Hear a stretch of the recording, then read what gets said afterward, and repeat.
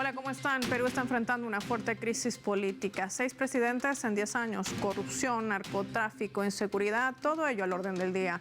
Pero ¿qué desnuda la caída de Dina Boluarte en medio de los intereses políticos internos y geopolíticos en la región? Vamos a analizar hoy en el mapa todos estos escenarios. Así iniciamos.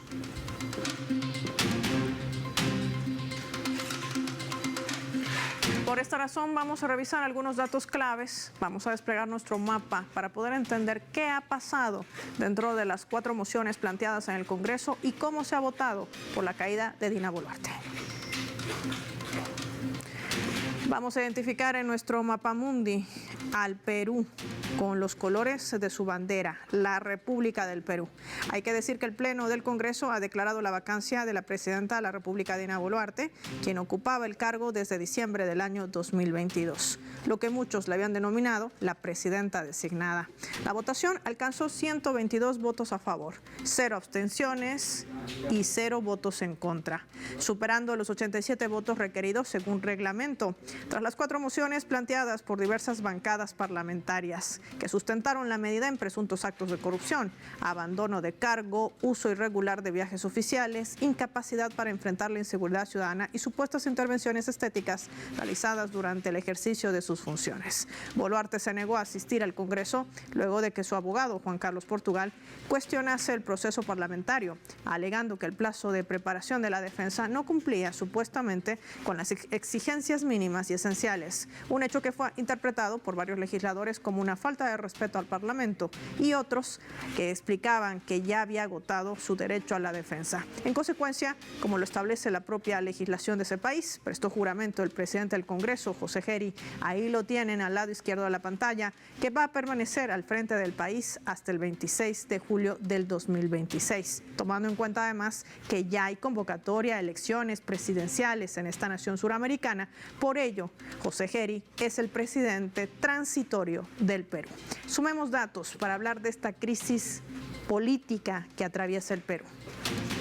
Revisemos datos de estos 6 presidentes que han dejado el cargo, ya sea destituidos, vacados, renunciaron durante los últimos 10 años. Desde el año 2016, la nación peruana ha estado inmersa en distintas disputas de poder, ocasionando una crisis institucional, llevando a la renuncia o destitución de estos mandatarios. En nuestro mapa les mostramos el caso de Pedro Pablo Kuczynski, que ejerció durante 1 año y 235 días entre las gestiones 2016 y 2018. Presentó su renuncia tras el pedido de vacancia por incapacidad moral y los escándalos que aquejaban a su gestión por hechos de corrupción.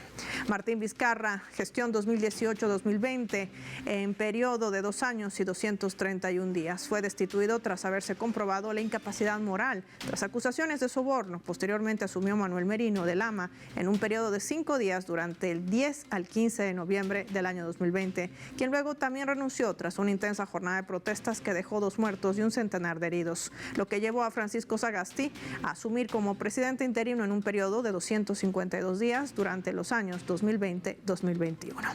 Seguido de ello, en esa misma gestión se realizaron elecciones donde resultó electo Pedro Castillo. Sin embargo, el 2022 fue destituido, acumulando 1 año y 132 días, lo que muchos señalan que fue un golpe de Estado contra el entonces presidente del Perú.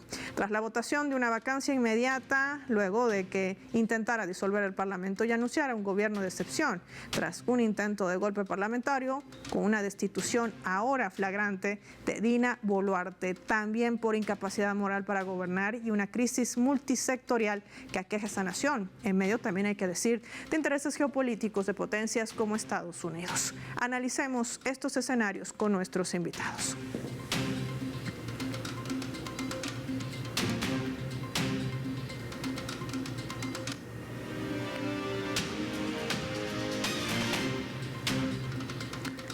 Nos acompaña en directo desde el Perú Martín Guerra, escritor y docente también universitario. Martín, qué placer tenerte en el mapa. Gracias por tu tiempo para Telesur. Bienvenido. Saludos, qué gusto estar con ustedes nuevamente.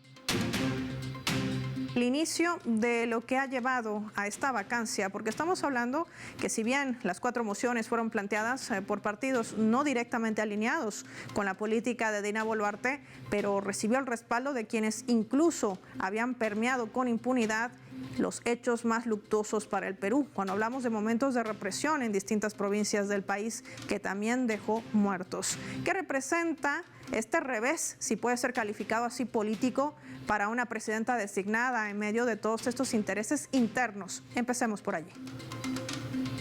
Sí, lo impresionante de lo que ha ocurrido los últimos días en nuestro país y el balance inicial que se puede hacer es que todas las fuerzas que estaban al interior del Congreso, en gran mayoría, un Congreso que la población observa como un Congreso dictatorial, como un Congreso que gobierna para las oligarquías de espaldas del pueblo, y un Congreso que no hizo absolutamente nada por elucidar quiénes fueron los responsables de las matanzas de diciembre de 2022 e inicio de 2023, y un Congreso además que vacó ilegalmente al presidente Pedro Castillo porque recordemos que no tuvieron los votos necesarios para hacerlo, ni se hizo el proceso adecuado.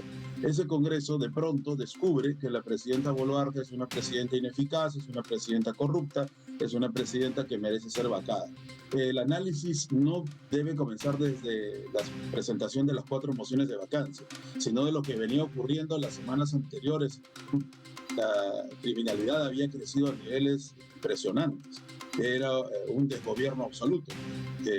La crisis económica, la cantidad de desempleo y de empleo precario que se profundizaba en el país y que arrojaba a las familias más vulnerables a la pobreza extrema, hizo que las marchas de protesta comenzaran a cada vez más robustecerse. Y eso tiene mucho que ver con otras protestas que había en el mundo, donde los jóvenes estaban tomando la vanguardia. Nuestro país es complejo, no digo que otros países no lo sean, pero aquí hay un divorcio entre la capital Lima y el resto del país que ha estado, en mayor o menor medida, desde el golpe de Estado de Boluarte, en jornadas de protesta y lucha. Ese divorcio parecía que comenzaba a, digamos, desaparecer a partir de las jornadas de lucha de los jóvenes. Entonces, creemos que el Congreso, los líderes del Congreso que coordinan con las oligarquías, que dependen en gran parte de las oligarquías y que han hecho leyes a medida, no solamente de los ricos de siempre, sino de las mafias organizadas, vieron que estas jornadas de lucha podían terminar en la expulsión de Boluarte por las malas, digamos. Entonces, lo que han hecho es crear un plan desde el punto de vista de ellos muy inteligente para frenar las jornadas de lucha. Hoy día tenemos una marcha, una movilización convocada que ha sido preparada por nuestro pueblo con mucho esfuerzo. Han venido de varias partes del Perú y en Lima también se ha desarrollado un nivel de organización más alto que en otros momentos de lucha. Entonces ellos veían esto con preocupación y se han adelantado. Es impresionante que todo el Congreso haya votado en unidad por la vacancia de la señora, que se hayan presentado 4 mociones y que se haya elegido de la mesa del Congreso a un accesitario que fue por suerte para él elegido también presidente del Congreso los meses pasados. Entonces el señor Gerí, que tiene 38 años, lo están presentando como una especie de Nayib Bukele. Ha copiado el discurso, habla como Nayib Bukele, dice las mismas cosas que Nayib Bukele, y la misma noche que juramentó se fue a visitar las cárceles. La idea es que va a contribuir con frenar la criminalidad. La pregunta es, ¿cómo el presidente de un Congreso, que ahora es presidente de la República de un gobierno de facto, va a luchar contra la criminalidad con leyes que favorecen la criminalidad que él mismo ayudó a aprobar? Entonces la población piensa y siente que el señor Gerí es una continuidad del régimen de Boluarte, que es un régimen de facto. Y esto además, tomando en cuenta esa balanza que tan interesante nos presenta Martín, de ese descontento social que venía siendo arrastrado durante años, no solamente durante el gobierno de Dina Boluarte, sino de los otros 6 presidentes que también dimitieron, renunciaron, y todos ellos apuntados también a un factor en común, la corrupción que aqueja también a esa nación suramericana. Sumamos al análisis a Román Migus, periodista y sociólogo. Román, qué gusto tenerte en el mapa, gracias por tu tiempo para Telesur, y te pregunto de manera inmediata, ¿qué otro interés se desnuda en la caída de Dina Boluarte? Porque estamos hablando, por ejemplo, de Fuerza Popular, el fujimorismo, que desde un principio le daba un espaldarazo a la gestión de la presidenta designada en el Perú, pero resulta que a último momento decide también apoyar su vacancia. ¿Tiene algo que ver o relación con el desarrollo de las elecciones que se avecinan en ese país? ¿Cómo leerlo? Sí, muchas gracias por la invitación. Lo que ocurría desde el 7 de diciembre de 2022, después del golpe de Estado contra Pedro Castillo, el Congreso designó a una persona que no tenía partido, no tenía respaldo popular, no tenía alguien que les sostenga, no tenía apoyo del sector empresarial, etc. Entonces era una situación perfecta para que las bancadas que habían perdido las elecciones podían chantajearla y extorsionarla incluso. Me explico. Las bancadas del fujimorismo y de la ultraderecha neoliberal en Perú imponían leyes, imponían prebendas, imponían ministerios a una persona a cambio de mantenerla en el poder. Porque si ella estaba vacada, lo que seguía era seguramente unos juicios penal por su responsabilidad en los asesinatos durante el estallido o sus múltiples casos de corrupción. Y así, durante 3 años se mantuvo un pacto mafioso que mantenía a esta señora en el poder y las bancadas del Parlamento de ultraderecha podían hacer pasar lo que ellos querían. Obviamente eso era una situación de desgobierno, de ingobernanza, porque los ministros colocados por las bancadas no tenían que rendirle cuenta a la presidenta, sino a las bancadas que los habían puesto en el poder. Un propio Estado fallido. ¿Qué ha cambiado? Una contradicción interna en este modelo es que este desgobierno, este Estado fallido hizo explotar la inseguridad, las extorsiones, el crimen organizado, la economía está muy mal y la gente lo sabía, lo que llevó a Dina Boluarte a tener desde hace más de un año una popularidad que oscilaba entre el 0 y el 2%, es decir, en margen de error. Incluso la encuestadora Ipsos sacó un sondeo donde ella aparece con 0%. Ningún peruano la apoyaba, era la persona más odiada de la historia del Perú y eso representaba un lastre para los partidos que lo habían apoyado y que la habían blindado durante 7 mociones de vacancia. Representaba un lastre para las próximas elecciones, porque ellos no podían pedir el voto de los electores cuando habían apoyado hasta una persona que tenía 0% de apoyo. Entonces, ellos la sacrificaron para intentar durante los meses que quedan hacerse pasar por oposición a este nefasto gobierno. Una estrategia política entonces la que desnuda también Román Miguz, que forma parte de lo que ha sucedido y lo que sucede en el Perú. Vamos a revisar si son las únicas placas tectónicas que se mueven dentro de la política interna y cómo impacta en la política exterior y los intereses geopolíticos. Lo hacemos al regreso de la pausa. Le pedimos a Martín y a Román que se mantengan en línea con nosotros y a usted también. No sin antes revisar nuestra escala.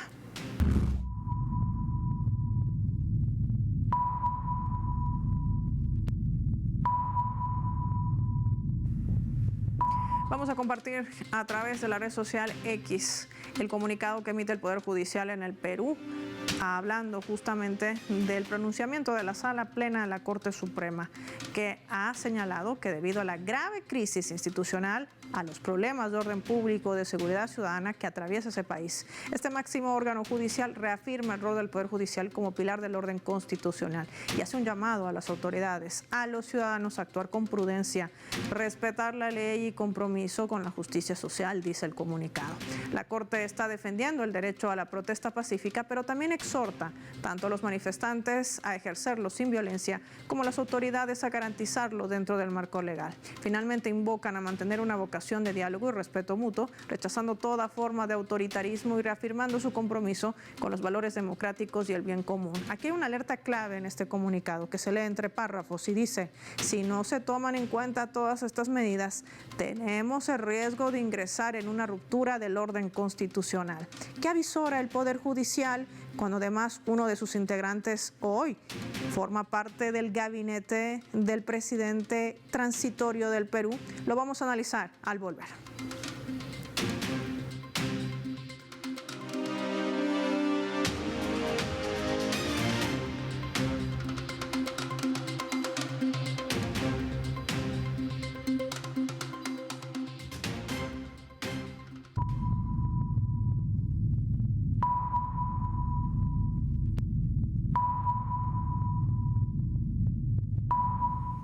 Vamos a sumar otro elemento también para el análisis a través de la fotografía. El presidente interino del Perú, José Geri, ha designado su nuevo gabinete de gobierno, que estará encabezado por el nuevo presidente del Consejo de Ministros, Ernesto Álvarez Miranda.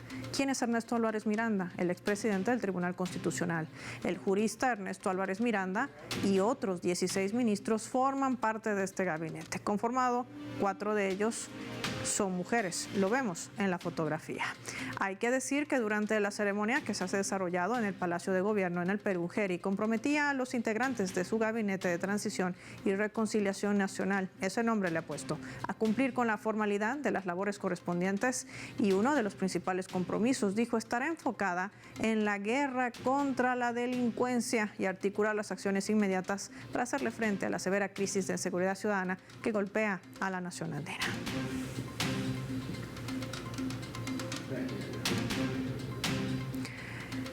Martín, analicemos este escenario para poder profundizar los intereses geopolíticos que marca sin lugar a dudas el Perú hoy en día. Le restan meses para ir a unas elecciones generales, pero tendría tiempo para profundizar las relaciones que ha mantenido, por ejemplo, con Estados Unidos. La presencia de militares estadounidenses bajo el justificativo de garantizar la seguridad en esa nación, que además sigue permeando con cuantiosas cantidades de narcotráfico. La alianza también, donde las propias organizaciones multilaterales como la ONU y sus informes dan cuenta que el 87% de la droga sale por el Pacífico. ¿Qué nos dices sobre este plan estratégico que ya visorabas en la primera parte? Una mirada al estilo Bukele de El Salvador para tratar de reimplementar en el Perú. ¿Qué significa en lectura geopolítica? Es tal cual como señalas, ¿no? El plan de las oligarquías y la representación actual que tienen con el señor Geri es obviamente que sigan gobernando quienes no fueron elegidos en 2021, con un discurso, por supuesto, fariseo en defensa de la democracia que ellos defienden, que es la democracia de la mediocracia, la democracia de la dictadura congresal, el control del Poder Judicial del cual hablabas en la primera parte, que está impidiendo cualquier juicio correcto a los verdaderos delincuentes de las mafias que están instaladas en los poderes del Estado, pero por el contrario, sí se juzga, se apresa preventivamente, que es la modalidad, a los dirigentes populares, entre ellos el presidente Pedro Castillo, por ejemplo, cuya libertad pues cada día se ve más oscura, ¿no? Entonces, frente a esto, recordemos que el actual ministro de Relaciones Exteriores del gobierno de facto, elegido por el señor Geri para el gabinete que él ha llamado de Reconciliación Nacional, es un gabinete que en realidad no es de reconciliación nacional. Permíteme brevemente decir quiénes lo conforman. Casi todos los tecnócratas de ese gabinete vienen de haber trabajado directa o indirectamente en el gobierno de Boluarte, y otros son de partidos que no fueron elegidos, como por ejemplo personas filoapristas que han pertenecido o están en el partido aprista, o también del Partido Popular Cristiano, que es el partido que es, digamos, el característico de las oligarquías desde finales del siglo XX. Entonces, estos son los personajes que han sido rescatados de la nada, ex miembros del Tribunal Constitucional, como el presidente del Consejo de Ministros, que además han lanzado desde ayer una campaña macartista contra las movilizaciones de protesta, señalando que quienes protestan son terroristas, son organizaciones subversivas y que les va a caer todo el peso de la ley. Aprovecho ahí también para pedir a Telesur que esté como prensa libre, vigilantes de la movilización del día de hoy, porque ellos pueden culpabilizar al pueblo y tratar de señalar cualquier cosa, ¿no?, entre este macartismo que se vive ya desde hace mucho tiempo. El ministro de Relaciones Exteriores nombrado, como decía, ha sido embajador en los Estados Unidos. Entonces, ahí hay una relación interesante desde la perspectiva de ellos de continuar con el programa que instaló aquí la embajadora norteamericana durante el golpe del presidente Pedro Castillo, no solamente de penetración de ideas y de control económico, sino también de las famosas bases militares, que es el plan que hay que siempre señalar. Ellos insisten en desarrollar en el Perú a través de intercambios de ejercicios militares. Van cada día más apareciendo estos, digamos, planes de cooperación militar, que es colonialismo, pero además también nos indican dónde debemos comprar las armas, que es la penetración de la OTAN. Sobre eso sería bueno conversar un día en extenso, porque el Perú, al igual que otros países que coordinan con los Estados Unidos, por decirlo de alguna manera, compran su armamento a partir de las recomendaciones de la OTAN, lo cual significa un paulatino ingreso a esta asociación colonialista, imperialista en el planeta, ¿no? Y obviamente militarista. Otro tema importante en esta relación geopolítica es que el Perú continúa en el eje de lo que sería los países latinoamericanos que, bueno, adscriben al pensamiento imperialista y neocolonial del gobierno norteamericano, y por eso es que nos presentan esta figura del Bukele como el que soluciona los problemas de criminalidad. Hay que decirles a quienes nos escuchan que el gobierno de Bukele merece también una evaluación profunda, porque lo que se hace ahí es la privatización paulatina, progresiva del servicio carcelario y la explotación de los presos como trabajadores no asalariados. Ahí se genera una plusvalía que enriquece a un sector de las oligarquías locales de los países, y probablemente esto se pueda realizar también en nuestro país, aunque creemos que es tan ineficiente el gobierno dictatorial que inclusive esa imitación, entre comillas, de Bukele puede ser solamente un show para frenar a nuestro pueblo, que está pues harto de esta incertidumbre, de que gobiernen quienes no fueron elegidos, y que la situación económica cada día sea más triste, y laboral también, ¿no? Vivimos una situación laboral muy crítica. El Perú no genera puestos de trabajo, no tiene industrias. Entonces, ante todo este caos, los administradores de la miseria pretenden perpetuarse usando el poder de los medios de comunicación para vendernos la idea de un presidente joven y efectivo, que es el presidente que contribuyó al golpe de Estado de la señora Boluarte, porque forma parte de todo ese eje político que controla el Congreso de la República. Así se mueven las placas también tectónicas en tema geopolítico. Gracias, Martín. Vamos a sumar también nuestra leyenda para visorar este otro escenario que tiene que ver con los intereses geopolíticos de Estados Unidos y en la ecuación, China.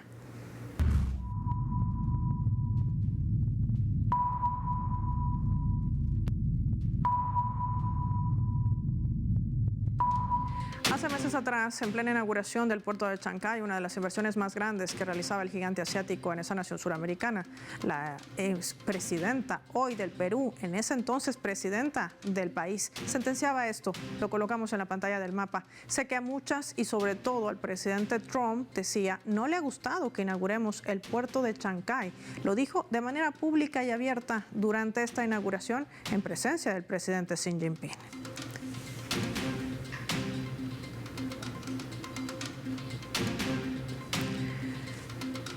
Romay, este aspecto marca también el interés de Estados Unidos de contrarrestar la influencia del gigante asiático en nuestra región de América Latina y el Caribe. No es un dato menor y no estamos blanqueando la gestión de Dina Boluarte. ¿Qué representa este movimiento?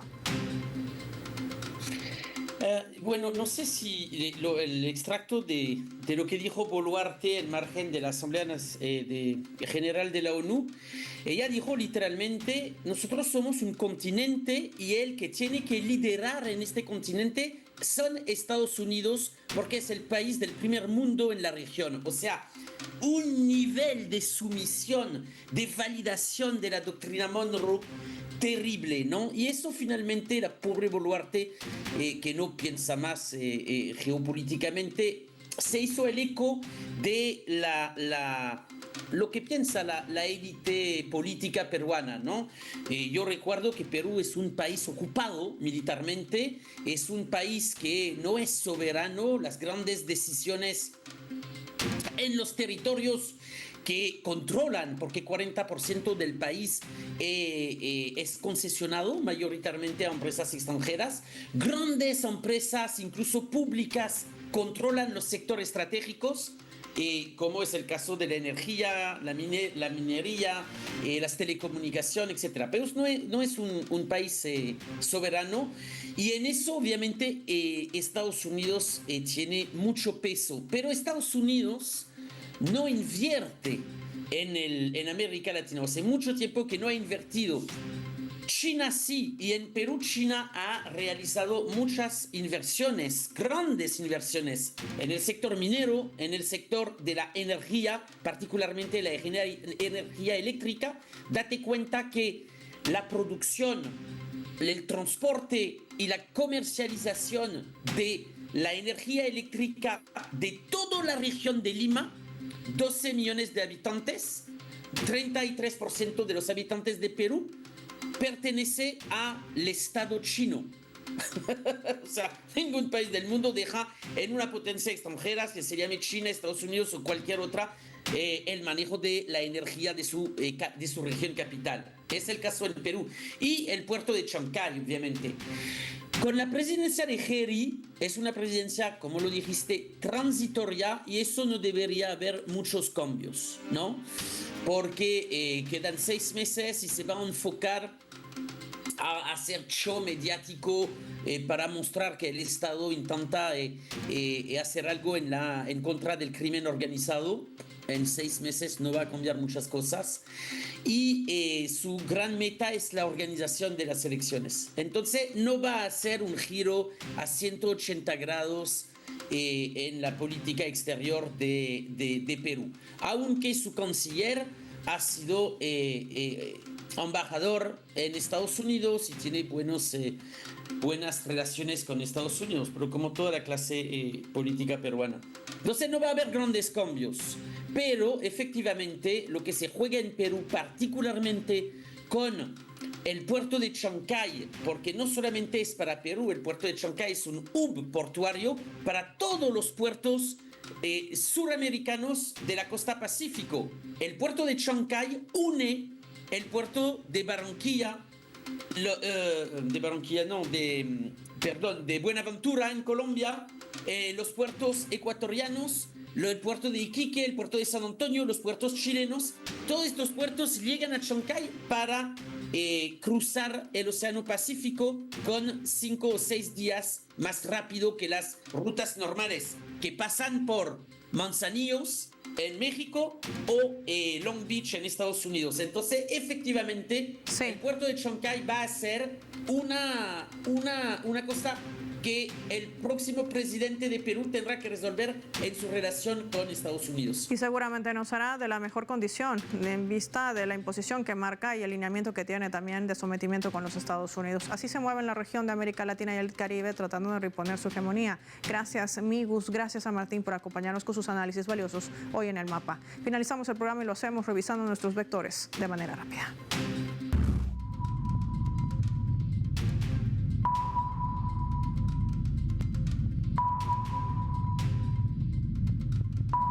Nuestro radar en El Mapa nos refleja las 3 claves sobre este tema. Perú, crisis política. 1, estrategia. Los intereses internos han primado en la destitución de la presidenta del Perú y no por su gestión ni porque haya sido buena. Ha sido bastante mala. Hay demasiados sustentos dentro de las mociones que avalaron la vacancia de Dina Boluarte. Pero el interés político y de poder en las nuevas elecciones ha sido también otra de las claves para este panorama. Bancadas como Alianza Popular del Fujimorismo, que desde el primer día e incluso en los momentos de represión más duros cobraron la vida de varios peruanos. Estuvo blanqueando durante todo este tiempo las ilegalidades y crímenes de Estado. 2, nuevo gobierno. La línea de gobierno no va a cambiar del presidente transitorio Heri. Comparte los mismos lineamientos de las élites peruanas: extractivismo, sometimiento a potencias como Estados Unidos. Nada cambiará para un Perú, un país sumido en una crisis multisectorial donde la inseguridad y el narcotráfico han crecido. Y esto responde también a la presencia de fuerzas militares estadounidenses, pasando por encima de la soberanía nacional y de las propias leyes internas del Perú.